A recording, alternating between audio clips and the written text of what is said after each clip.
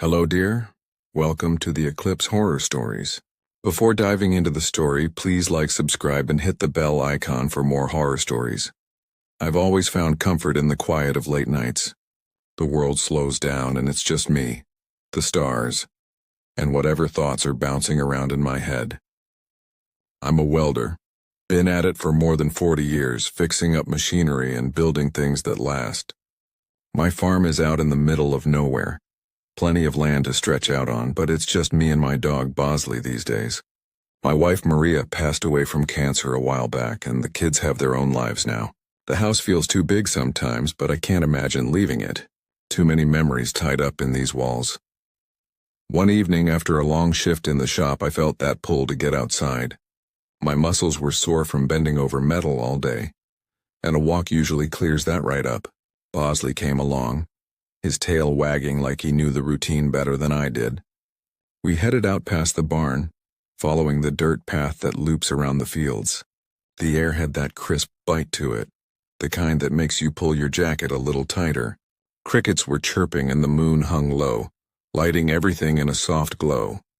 I'd done this loop so many times I could probably walk it blindfolded. As we got closer to the house on the way back, something made me look up.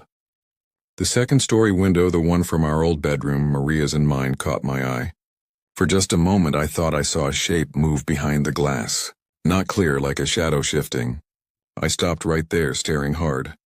Bosley whined a bit, pulling at the leash, but I held still. That room's been shut up for years. I haven't gone in since she died. Couldn't stand the emptiness. Who would be up there? My mind jumped to the worst. Some kid breaking in, or worse, someone looking to steal tools from the shop.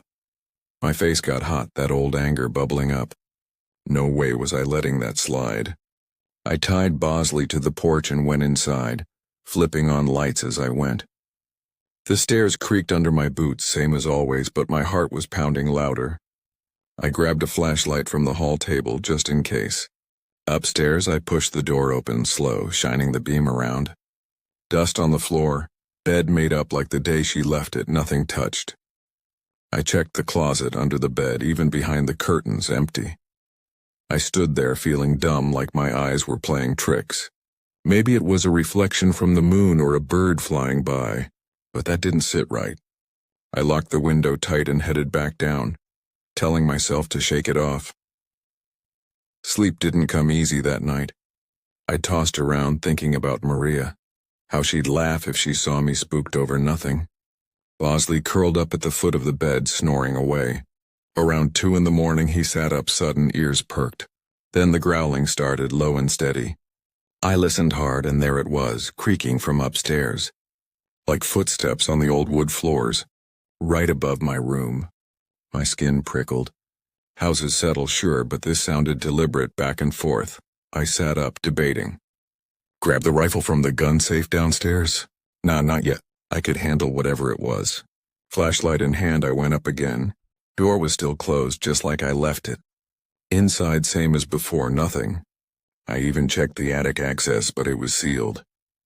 Back in bed, I stared at the ceiling, wondering if grief was messing with my head.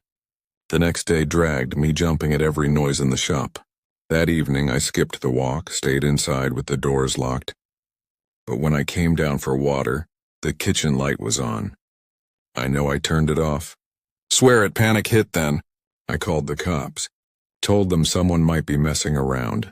2 officers came out, searched the place top to bottom. Found Zip. They were polite, said to call if it happened again, but I saw the look. They thought I was losing it. Alone again, I sat in the living room, shotgun across my lap, Bosley at my feet. Sleep? Forget it. Around midnight, I couldn't take it. Went upstairs one more time just to prove to myself it was nothing. Pushed the door open, and there it was. Clothes everywhere. Maria's dresses, shirts, all pulled out and scattered on the floor. I'd boxed them up ages ago, stored in the closet. Now they were tossed like someone had been digging through. My breath stopped. And then I saw her. A woman standing in the corner by the window, just watching me. Short, not like Maria. Face in shadow, but those eyes fixed right on me. She didn't move at first. I yelled something, charged forward. She turned and ran down the stairs out the front door before I could grab her. Outside, I scanned the yard with the flashlight. Nothing. Bosley barking like mad. I searched the barn, the fields, even drove the truck around the property. Gone. Who was she? How'd she get in? I didn't sleep that night, just sat waiting for dawn. Part of me wondered if it was real, or if loneliness was breaking me. But those clothes on the floor, they were proof. Something was wrong here, and it wasn't over. The days after blurred together. I fixed locks, put up motion lights, even thought about getting cameras. But the farm felt different now, like eyes on me all the time. Bosley stuck close, growling at shadows. I started thinking about that old church down the road, the one kids used to sneak into. Maybe she came from there. I hadn't been near it in years, but curiosity gnawed at me. One night I grabbed my keys and headed out, needing answers. The road was empty, moon high again. Pulled up to the fence, the building sagging and dark. Climbed over, flashlight cutting through the weeds. Inside, dirt floor, stairs to the basement. My boots echoed as I went down, word count 612. The basement smelled like damp earth and old wood, a musty chill that clung to my skin as I stepped off the last stair. My flashlight beam danced across broken chairs and a sagging couch. The kind of junk you'd expect in a place left to rot. I thought about turning back, but that woman's face kept flashing in my mind, those eyes staring from my bedroom. I had to know if this place held any clues. The air was still, too still, like the world was holding its breath. Bosley stayed home this time. I didn't want him near whatever mess I might find. There were 3 rooms down here, just like I remembered from stories the kids used to tell. 2 had no doors, just empty frames, but the third had a heavy wooden one, shut tight. I heard a faint drip somewhere. Maybe a leak from the ceiling, and it set my nerves on edge. I moved toward the first open room, kicking at a loose board. Nothing but shadows and dust. My mind raced. Could she have come from here? Maybe squatting, hiding out. I didn't like the thought of someone living so close, watching my farm. Then I heard it. A soft thud from behind that closed door. I froze, heart picking up speed. Could have been the wind, or maybe an animal, but it felt too deliberate. I stepped closer, hand on the knob, and gave it a slow turn. The hinges groaned, loud enough to make me wince. Inside, the light hit a dresser first thing. The mirror on top was cracked, jagged lines splitting the glass, and there were red smears across it. Paint, I hoped, but it looked wet, sticky even. I touched it with a finger, still tacky. My stomach turned. I backed off, wiping my hand on my jeans, and that's when I saw the picture.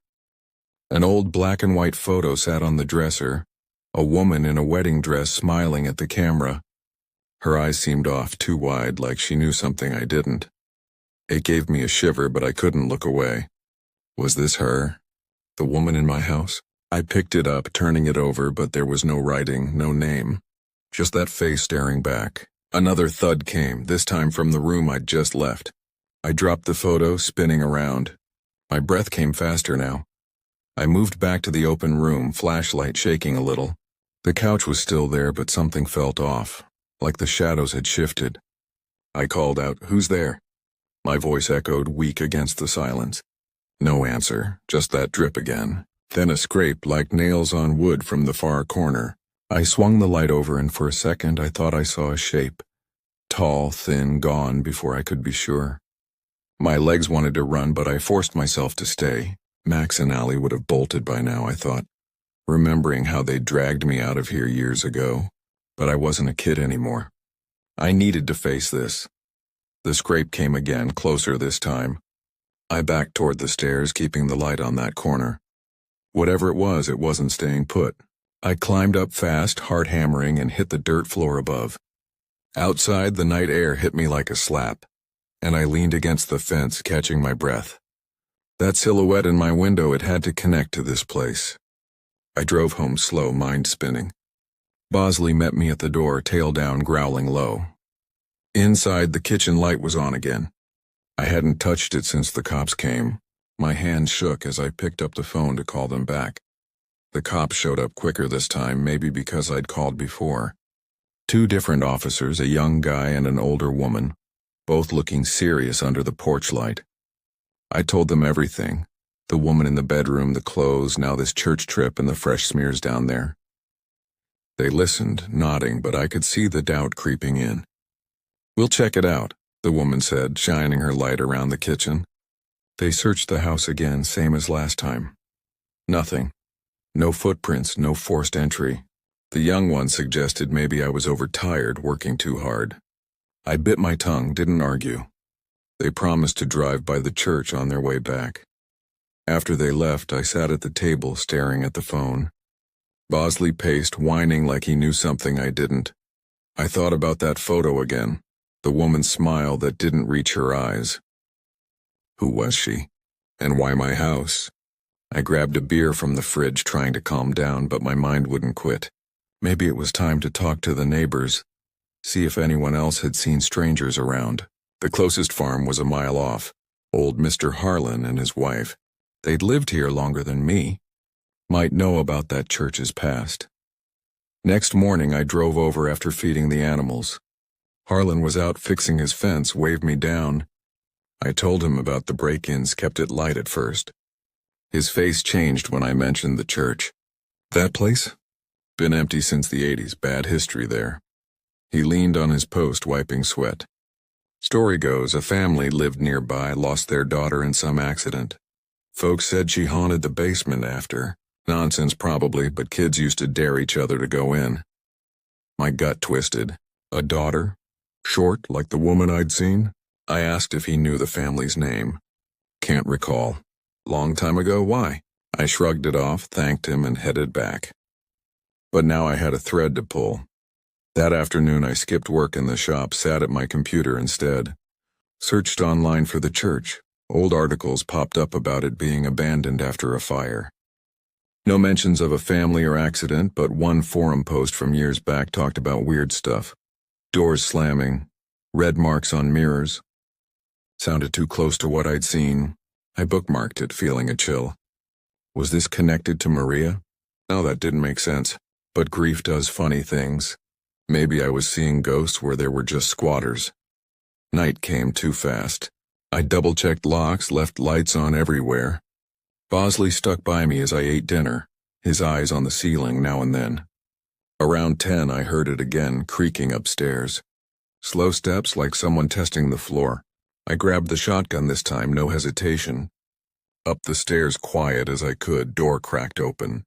The room looked normal at first, but then I saw the dresser drawer ajar. Maria's jewelry box was out, lid open, a necklace dangling over the edge.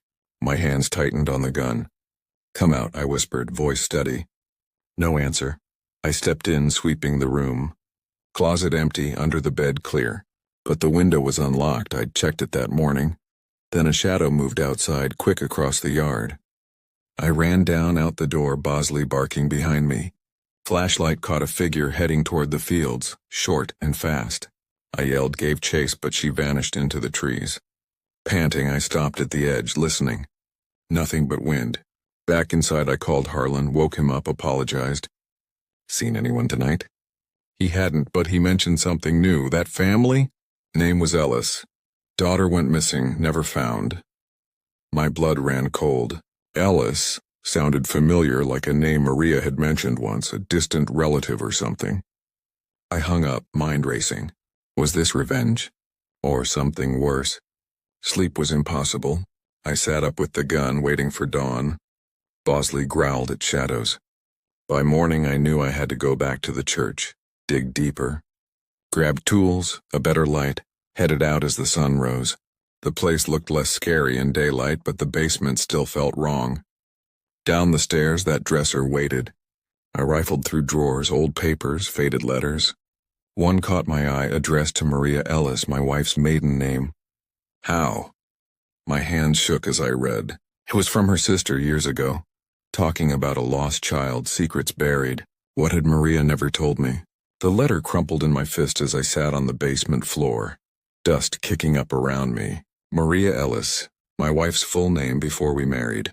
I'd known her family had roots around here, but she never talked much about them. Secrets buried, the note said. What kind? I unfolded it again, reading slow.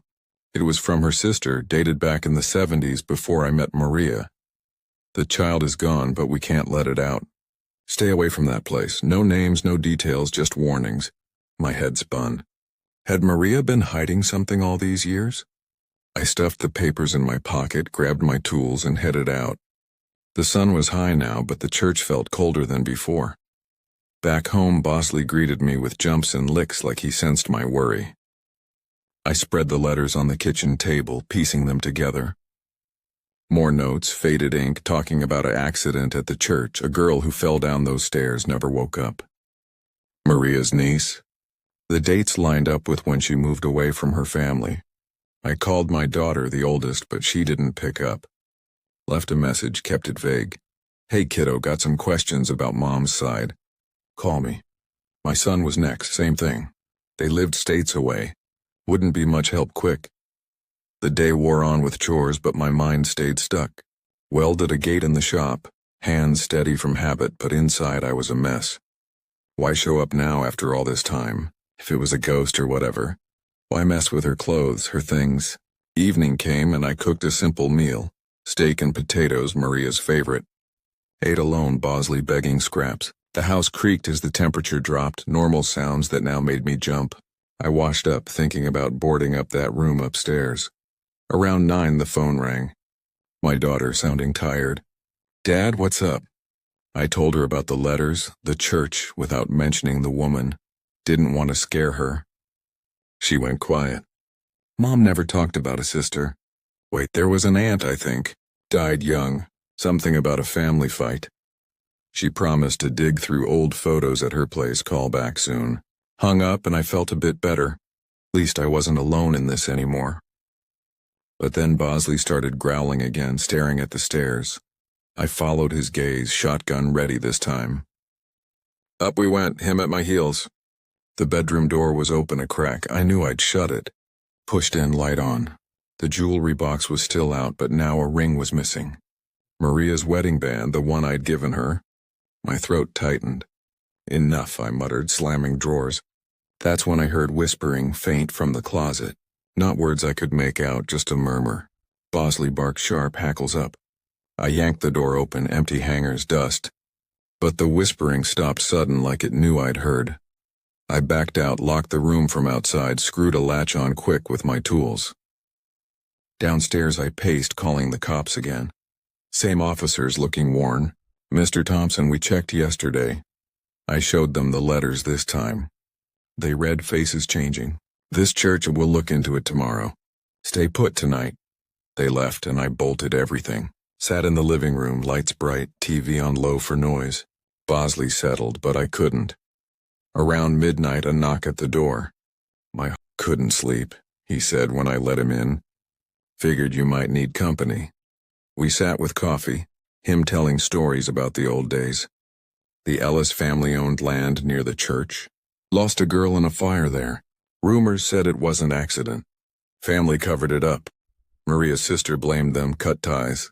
Harlan had heard whispers growing up. If someone stirring this now could be a relative. We talked till dawn, piecing it.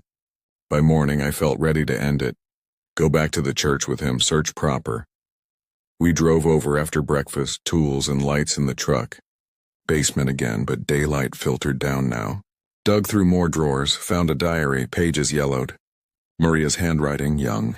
Entries about her niece disappearing, family lies. I saw her that night in the mirror. My hands went cold. Harlan read over my shoulder. This is deep, friend.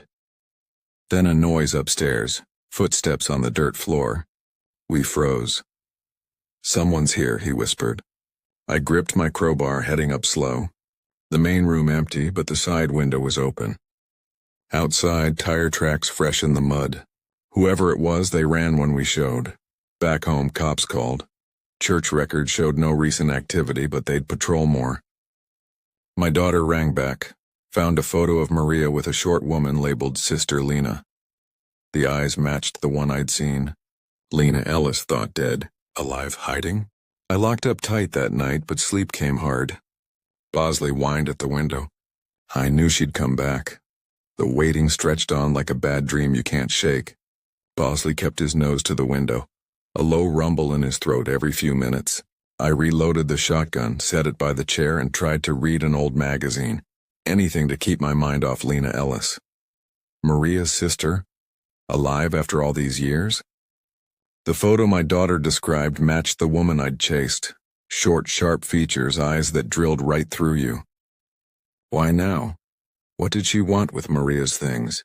I sipped cold coffee, watching the clock tick past 1 a.m.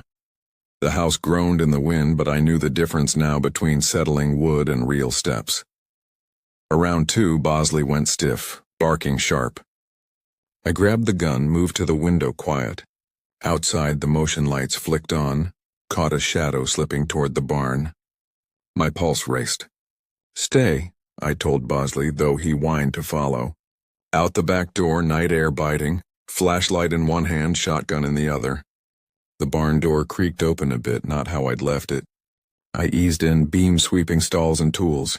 Hay bales stacked, tractor silent. Then a rustle from the loft.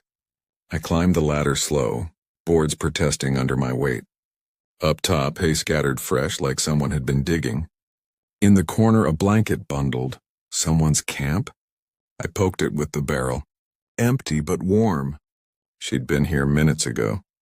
I spun at a noise below, door slamming shut. Rushed down, but the barn was locked from outside. Pounded on it, yelling, but no answer. Flashlight through the crack showed nothing. My phone was inside the house. Stupid mistake. I rammed the door with my shoulder, once, twice, splintered the latch. Outside, tire tracks again, heading down the drive. Harlan's words echoed, family secrets, a lost child.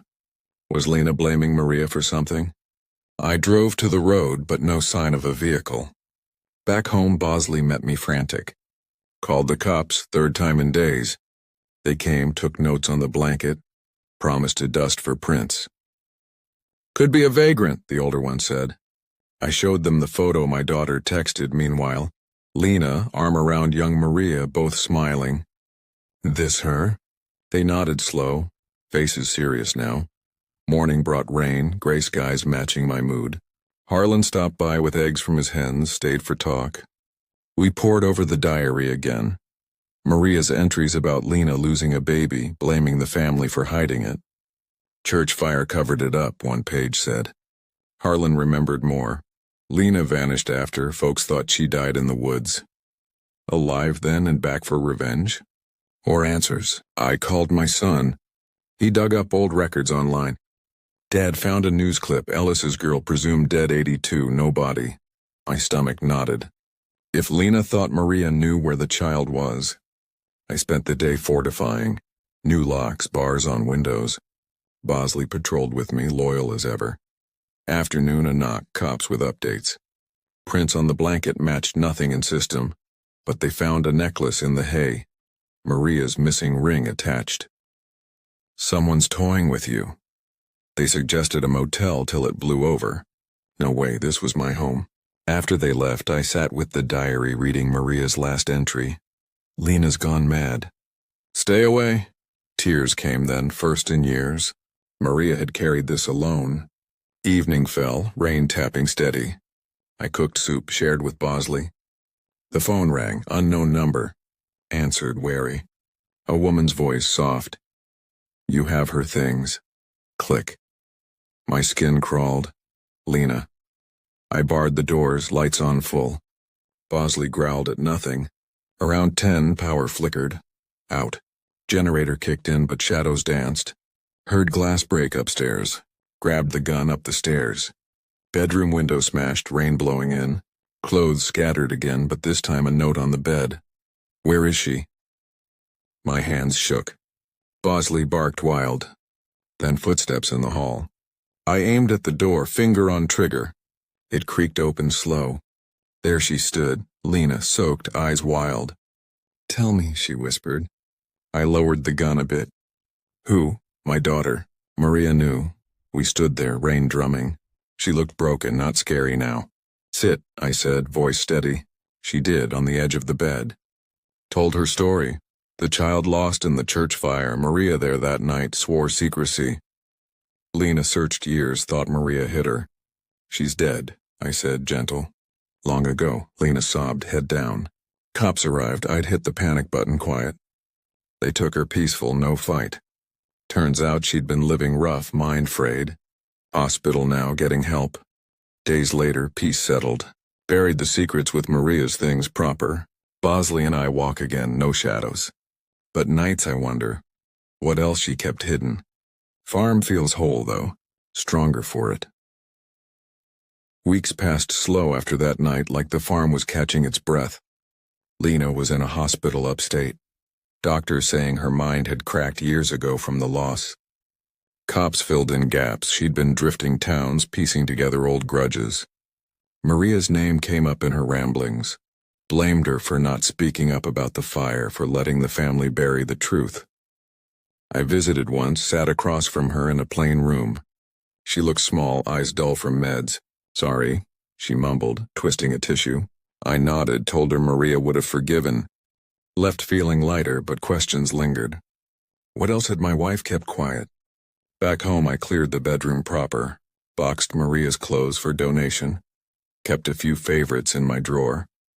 Bosley watched, head tilted like he approved. The house felt less heavy, windows open to fresh air. Harlan dropped by often, bringing pie from his wife. We'd sit on the porch talking weather or crops, steering clear of ghosts. You did good, he said one evening, beer in hand, facing it head on. I shrugged, but yeah, it built something in me. Quiet strength, maybe. Walks resumed. Bosley trotting ahead, no more growls at shadows. My kids came for a weekend, first in months. Daughter brought those old photos, son with questions. We spread them on the table, piecing family history. Maria as a girl, Lena beside her, both laughing in sundresses. Mom never mentioned, my daughter said, tracing faces. We talked late, sharing stories Maria told them. Ones she'd skipped with me. The fire. A candle knocked over during a family gathering at the church. The child, Lena's baby, trapped in the basement. Maria saw, but the elders hushed it, blamed accident. Lena snapped, vanished. My son found more online. Death certificate faked, probably. Why hide, he asked. I shook my head. Fear, I guess. Small towns keep secrets. They helped around the farm, fixed fences, cleaned the shop. Bosley loved the extra hands chasing sticks they threw. At night we grilled burgers, laughed about old times. But under it a current ran.